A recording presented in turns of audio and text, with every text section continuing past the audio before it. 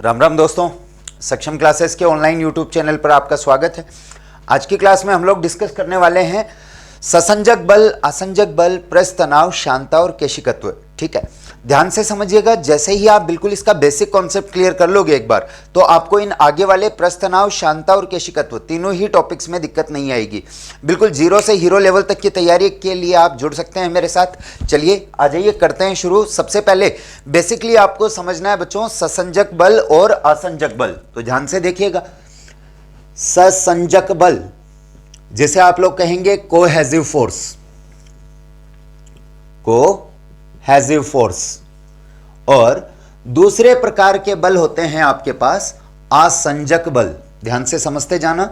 वैसे तो आपको इसके नाम से ही समझ में आ गया होगा। देखो, ससंजक बल और असंजक बल, एक है बच्चों आपके पास कोहेसिव फोर्स और दूसरे हैं आपके पास एडहेसिव फोर्सेस। चलिए ध्यान से समझिएगा दोस्तों। देखो, सबसे पहले मैं बात करूं आपसे ससंजक बलों के बारे में। तो देखो, नाम से क्लियर हो रहा है ससंजक, यहां पर असंजक। देखो, ससंजक, ससंजक में वर्ड नोटिस करें समान, स से समान। यहां पर असंजक में नोटिस कीजिएगा अ से असमान। तो देखो, समान पदार्थ के अणुओं के मध्य लगने वाले बल तो ससंजक बल, जबकि अलग अलग पदार्थ के अणुओं के मध्य लगने वाले बल असंजक बल। ध्यान से देखिएगा, समान पदार्थ के अणुओं के मध्य लगने वाले बल या लगने वाला बल, इसे आप लोग क्या कह देंगे दोस्तों? कोहेसिव फोर्स, ससंजक बल। देखिएगा जरा ध्यान से। जैसे मैं बात करूं यहां पर पानी के अणुओं के मध्य, देखो समान पदार्थ है, एक ही पदार्थ है, जल के अणुओं के मध्य। इसी तरह से मैंने कह दिया आपको पारा के अणुओं के मध्य, मरकरी, पारा के अणुओं के मध्य भी कौन सा बल? ससंजक बल। इसी तरह से कांच के अणुओं के मध्य ये भी हो जाएगा बच्चों आपका ससंजक बल। तो ये इसके कुछ एक एग्जाम्पल हो गए। इसी तरह से मैं बात करूं असंजक बलों के बारे में कि वास्तव में असंजक बल कॉन्सेप्ट क्या है। तो देखिएगा, असंजक अलग अलग, तो देखें ध्यान से, अलग अलग पदार्थ के, ध्यान से देखिएगा, अलग अलग पदार्थ के अणुओं के मध्य लगने वाला बल। देखो, समान पदार्थ के अणुओं के मध्य तो ससंजक बल, जबकि अलग अलग पदार्थ के अणुओं के मध्य लगने वाला बल जो होगा ये हो जाएगा आपका असंजक बल। जैसे प्यारे बच्चों बात करें, एग्जांपल समझिएगा। जैसे मैंने कह दिया जल और कांच के अणुओं के मध्य, पारा और कांच के अणुओं के मध्य। इसी तरह से और एग्जाम्पल देख लीजिएगा, जल और पारा के अणुओं के मध्य ये भी कौन सा बल है? असंजक। क्यों? क्योंकि देखिए पदार्थ अलग अलग है बच्चों।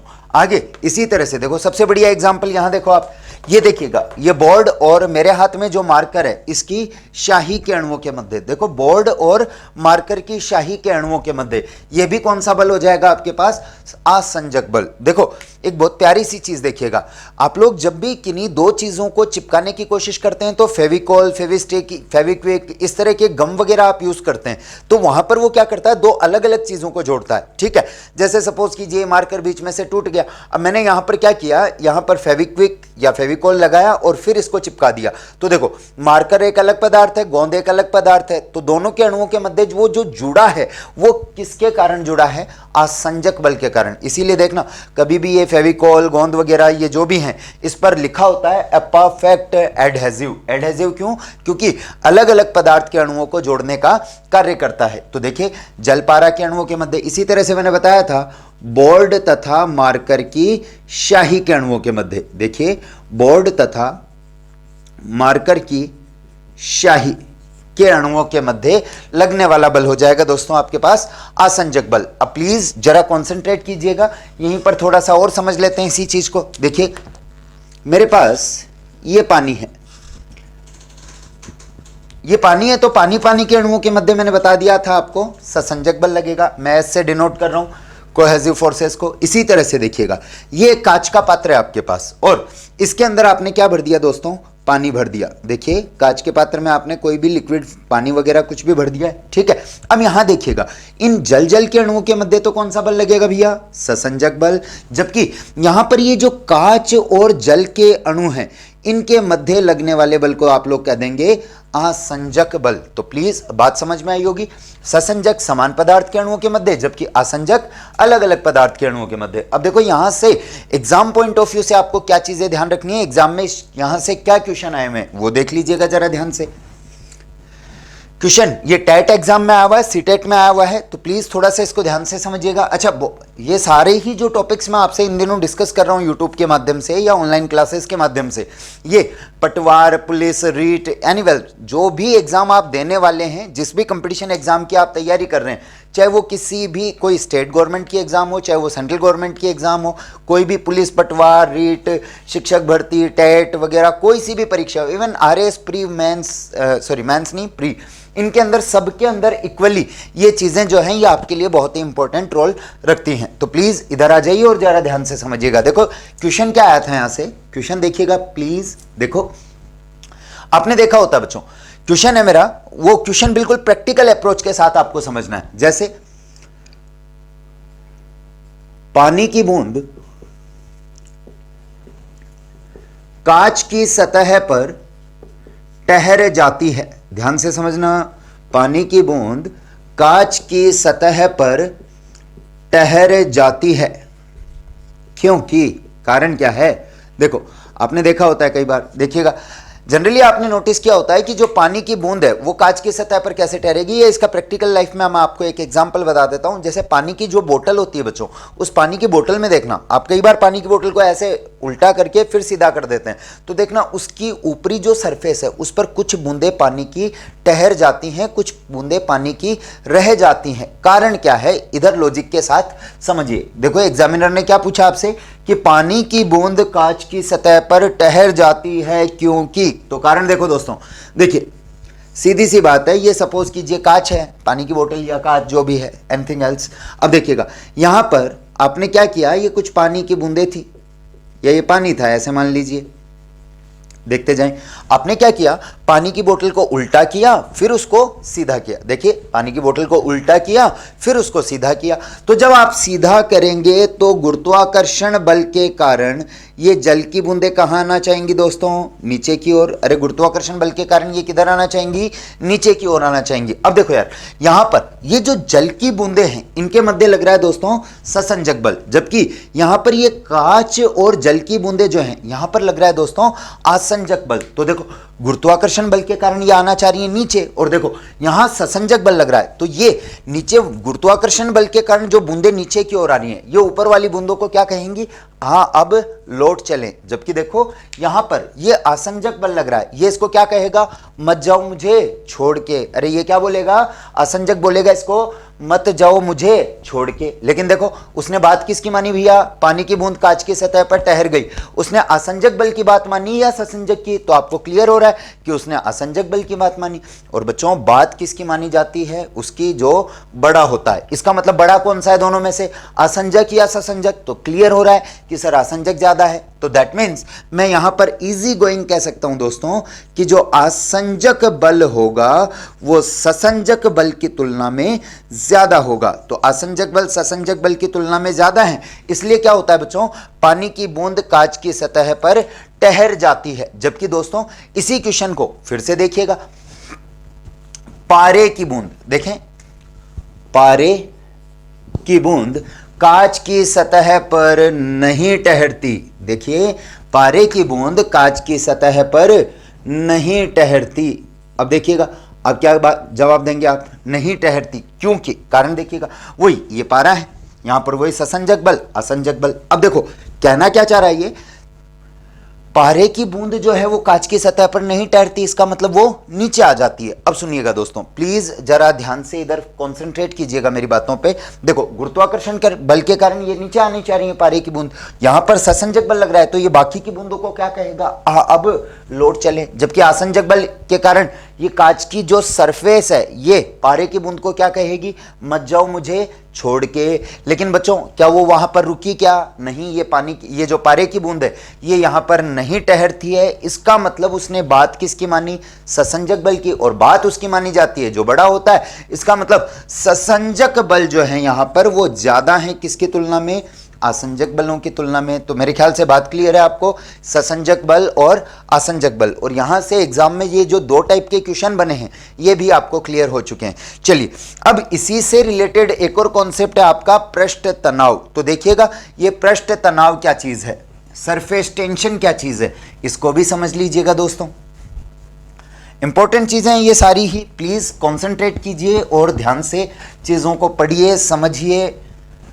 दावे के साथ कहता हूं अगर आप जुड़े रहे तो आपको साइंस और टेक्निकल इन दो सब्जेक्ट्स में कभी घबराने की जरूरत बिल्कुल भी नहीं पड़ेगी। एग्जाम में टोटली बढ़िया स्कोर आप कर पाएंगे, सिलेक्शन के बिल्कुल करीब पहुंचकर आप सिलेक्शन ले पाएंगे। बस थोड़े से एक्स्ट्रा एफर्ट्स आप कर लीजिए और मुझे प्रॉपर सुनते रहिए। मेहनत देखो आप ही को करनी है, मैं केवल एक गाइड कर सकता हूं, आपको चीज़ों को एक्सप्लेन कर सकता हूं। अब इन चीज़ों को मेमोराइज करना ये सब आपके अनुसार होना ही चाहिए, आपको खुद इस पर मेहनत करनी ही चाहिए। चलिए अब देखो दोस्तों बात कर लेते हैं अपन पृष्ठ तनाव, सरफेस टेंशन, पृष्ठ तनाव, सरफेस टेंशन। तो देखो पहले तो वही रटी रटाई बात कर लेते हैं यार इस पर, हाँ, कि पृष्ठ तनाव क्या चीज है, फिर वास्तव में प्रैक्टिकली आपको समझाता हूं कि पृष्ठ तनाव क्या चीज है। बच्चों प्लीज इधर देखो, देखो कहा जाता है एकांक लंबाई पर लगने वाला बल, एकांक लंबाई पर लगने वाला बल। और अगर आप मेरी बेसिक से क्लासें लेते आ रहे हैं तो आपने देखा होगा मैंने एक रामबाण बताया था आपको। वैसे टोटल आपको 3 रामबाण बता रखे, छोटे में छोटा बड़े में बड़ा। दूसरा रामबाण है कि जब भी दर शब्द आए समय का भाग लगाएं। और तीसरा रामबाण है कि जब भी एकांक शब्द आए तो बिना सोचे समझे उसके आगे जो भी कुछ लिखा हो ना दोस्तों उसका भाग लगा दिया करो। देखो यार एकांक लिखा हुआ है, एकांक के आगे क्या लिखा है बॉस, लंबाई, तो भाग किसका लगा दिया प्यारे बच्चों, लंबाई का। अच्छा भाग तो लगा दिया चलो आपने लंबाई का, लेकिन लगाओगे किसमें, बल में। तो बल बटा लंबाई हो जाएगा आपके पास पृष्ठ तनाव, सरफेस टेंशन। देखो ये टेंशन एक तरह की, इसलिए इसको डिनोट करेंगे हम लोग टी से, टी फॉर टेंशन। बल, बल को आप जानते हैं फोर्स एफ से लिखोगे, लंबाई लेंथ होती है जिसको आप लोग एल से लिखोगे, तो T equals to F by L. अब देखो प्यारे बच्चों इसका यूनिट पूछ ले आपसे, कोई मात्रक पूछ ले तो मात्रक बताने का बड़ा ही आसान सा तरीका है। बल का मात्रक जानते हैं प्यारे बच्चों आप लोग, न्यूटन होता है। लंबाई का मात्रक हो जाएगा बच्चों मीटर, तो न्यूटन पर मीटर। इस तरह से आप डिनोट कर सकते हैं कि इसका यूनिट क्या हो जाएगा, इसका मात्रक क्या हो जाएगा, न्यूटन पर मीटर। इसी तरह से प्यारे बच्चों अगर आपको इसकी विमा डायमेंशन अगर बतानी हो तो बल की विमा होती है m1 L1 T-2। Similarly length metre की डायमेंशन हो जाएगी L1, L1 से कैंसिल आउट हो जाएगा L1, तो फाइनली आपके पास बचेगा m1 L0 T-2। ये इसकी डायमेंशन हो जाएगी दोस्तों, विमा हो जाएगी। चलिए ये तो हुई बात पृष्ठ तनाव सरफेस टेंशन के बारे में। अब मैं इसको आपको अच्छे से एक्सप्लेन कर देता हूं कि वास्तव में पृष्ठ तनाव चीज क्या होती है यार। तो देखिएगा दोस्तों, देखो वास्तव में होता क्या है, पृष्ठ तनाव क्या चीज है, इसको इस तरह से समझें। देखो वो तो मैंने रटी रटाई बात बता दी आप लोगों को, अब समझिए कि वास्तव में पृष्ठ तनाव चीज क्या है और इससे एग्जाम में क्वेश्चंस क्या क्या पूछे जाते हैं आपसे। तो देखो दोस्तों प्लीज कंसंट्रेट करना जरा मेरी बातों पर। देखो यार ये कोई भी द्रव है, जैसे पानी मान लिया मैंने, तो बताओ इन द्रव के अणुओं के मध्य कौन सा बल लगेगा दोस्तों, ससंजक बल। अरे बोलो लगेगा कि नहीं लगेगा भाई, समान पदार्थ के अणुओं के मध्य कौन सा बल लगता है, ससंजक बल लगता है। इसका मतलब यहां पर कौन सा बल लगेगा, ससंजक बल लगेगा। तो देखो इन सभी अणुओं के मध्य एक बल लगेगा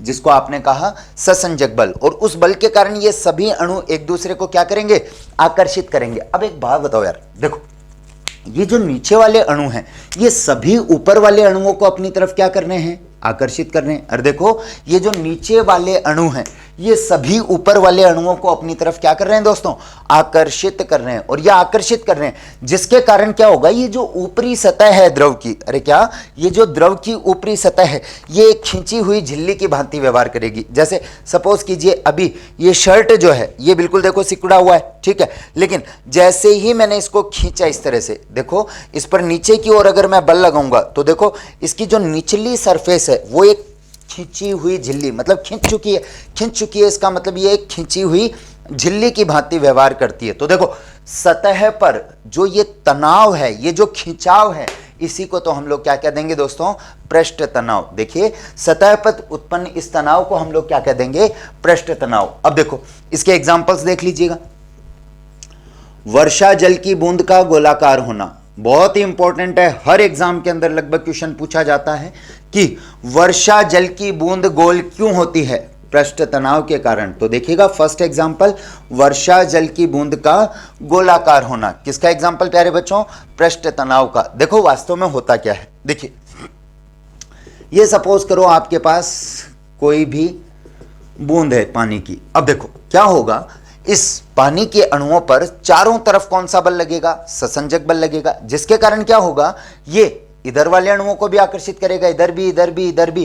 क्या ये चारों तरफ से सभी तरफ से अणुओं को अपनी तरफ आकर्षित करेगा क्या, और सभी तरफ से अणुओं को अपनी तरफ आकर्षित करेगा, जिसके कारण क्या हो जाएगा दोस्तों कि ये जो इसकी आउटर मोस्ट सरफेस है, ठीक है, इस पर एक खिंचाव बल लगेगा, और उस खिंचाव बल के कारण वर्षा जल की बूंद कैसी हो जाएगी, देखिए गोलाकार हो जाएगी। तो ध्यान से समझ में आया होगा कि वर्षा जल की बूंद जो गोलाकार होती है किसके कारण होती है दोस्तों, पृष्ठ तनाव के कारण। सिमिलरली और एग्जांपल्स देख लीजिएगा, जैसे कुछ अच्छे एग्जांपल और बात कर लेते हैं। देखो मच्छर या मक्खी जो है ये आसानी से जल की सतह पर तैर पाते हैं, बैठ पाते हैं। तो क्या ऐसा कह सकता हूं, मच्छर या मक्खी के लार्वा का, मच्छर मक्खी के लार्वा का जल की सतह पर तैर पाना, बैठ पाना, जल की सतह पर तैर पाना, यह भी किसका एग्जाम्पल हो जाएगा, पृष्ठ तनाव का। अब देखो दोस्तों इस पृष्ठ तनाव पर प्रभाव किस चीज का पड़ता है, तो देखिएगा पृष्ठ तनाव जो है ये अशुद्धि पर डिपेंड करता है बेसिकली। कैसे, देखिए पृष्ठ तनाव अशुद्धि पर किस प्रकार निर्भर करेगा, तो कई लोग कहते हैं कि साहब पृष्ठ तनाव जो है वो अशुद्धि मिलाने पर बढ़ जाता है, कई कहेंगे सर पृष्ठ तनाव जो है वो अशुद्धि मिलाने पर घट जाता है। अरे नहीं भैया, ऐसे नहीं कह सकते आप लोग। आप लोगों को पता होना चाहिए कि जो अशुद्धि आप उसमें मिला रहे हैं उसका नेचर क्या है, उसकी प्रकृति क्या है। जैसे सुनो, सपोज कीजिए मैंने पानी के अंदर चीनी मिला दी, चीनी को घोल दिया, और जैसे ही मैंने चीनी को घोल दिया, किसको घोल दिया दोस्तों, चीनी को घोल दिया, तो जैसे ही मैं चीनी को घोल दूंगा तो चीनी को घोलने से क्या होगा, वो गाढ़ा हो जाएगा, इसका मतलब पृष्ठ तनाव बढ़ जाएगा। जबकि मैंने सपोज कीजिए उसमें केरोसिन तेल डाल दिया, केरोसिन तेल डाल दिया तो उसका पृष्ठ तनाव कम हो जाएगा। मतलब किस तरह से ये डिपेंड करेगा अशुद्धि पर। तो देखो पृष्ठ तनाव पर अशुद्धि का प्रभाव, बातें ध्यान रखिएगा, इससे एक बहुत ही इंपॉर्टेंट क्वेश्चन आपका अभी बनने वाला है। देखिएगा किसका प्रभाव प्यारे बच्चों, अशुद्धि का प्रभाव। सबसे पहली चीज घुलनशील, जैसे चीनी घुलनशील है भैया, पानी में अच्छी तरह से डिसॉल्व होती है अच्छी तरह से, घुलनशील अशुद्धि। तो देखो घुलनशील अशुद्धि मिलाने पर पृष्ठ तनाव बढ़ता है, गाढ़ापन बढ़ जाएगा, इसलिए पृष्ठ तनाव बढ़ता है। इसी तरह से दोस्तों देखिएगा नेक्स्ट क्या है, अघुलनशील, जो उसमें डिसॉल्व नहीं हो, अघुलनशील अशुद्धि मिलाने पर, ध्यान से देखिएगा दोस्तों, अघुलनशील अशुद्धि मिलाने पर पृष्ठ तनाव घटता है। ध्यान देवे, पृष्ठ तनाव घटता है। और बच्चों यही तो कारण है कि मच्छर या मक्खी के लार्वा को नष्ट करने के लिए उसमें क्या छिड़काव किया जाता है, केरोसिन तेल का। आपने देखा होगा अक्सर घरों में ये चीज़ आप नोटिस करते हैं, गर्मियों के दिनों में जब कूलर वगैरह हम इस्तेमाल करते हैं तो हम लोग क्या करते हैं, कूलर के अंदर कुछ केरोसिन तेल का, मिट्टी के तेल का, घासलेट का छिड़काव कर देते हैं। कारण क्या है, लॉजिक क्या है इसके पीछे, वो देख लीजिएगा। सपोज कीजिए ये आपके पास जल के अणु हैं, अब जल के अणुओं के मध्य ससंजक बल लग रहा है जिसके कारण इसका पृष्ठ तनाव होगा, जिसके कारण ये मच्छर या मक्खी का लार्वा इस पर आसानी से तैर पाता है। लेकिन आपने क्या किया बच्चों, बीच में किसका छिड़काव कर दिया, केरोसिन तेल, जो कि अघुलनशील है। तो बताओ पहले तो कौन सा बल लग रहा था यार, ससंजक बल लग रहा था, लेकिन अब आपने अगर केरोसिन तेल का छिड़काव कर दिया तो केरोसिन तेल का छिड़काव करने से देखो दोस्तों क्या होगा कि वास्तव में बीच बीच में क्या होंगे, केरोसिन तेल के कुछ अणु आ जाएंगे। तो देखो अब कौन सा बल लगने लगेगा, आसंजक बल, क्योंकि देखो अलग अलग पदार्थों के बीच में आसंजक, समान पदार्थों के बीच में ससंजक। तो देखो अब इस आसंजक बल के कारण क्या होगा, ससंजक बल कम हो जाएगा, और जैसे ही ससंजक बल कम होगा पृष्ठ तनाव कम हो जाएगा, और पृष्ठ तनाव अगर कम होगा तो सीधी सी बात है ये जो मच्छर या मक्खी का लार्वा है ये इसमें डूब जाएगा। दूसरी चीज, आप जानते हैं तेल की प्रॉपर्टी होती है, तेल का घनत्व जल की तुलना में कम होता है, इसलिए थोड़ी देर बाद में ये तेल जो है, केरोसिन तेल है, ये इसकी सतह पर आ जाएगा। अब आसानी से ये मच्छर मक्खी का लार्वा बाहर नहीं आ पाएगा और ये नष्ट हो जाएगा। तो ये ऑल अबाउट था आपका किसके बारे में, पृष्ठ तनाव के बारे में। तो आज की क्लास में मैंने आपको, आज के इस लेक्चर में मैंने आपको ससंजक बल, असंजक बल और पृष्ठ तनाव 3 चीजें डिस्कस की हैं। अब इसी से रिलेटेड चुटकियों की सी बात है, लगभग 12-15 मिनट का इसके अंदर शांता और केशिकत्व और बचा हुआ है, जो कि जस्ट अपन नेक्स्ट वीडियो में देखेंगे। थैंक यू गाइज, पढ़ते रहिए, बने रहिए मेरे साथ।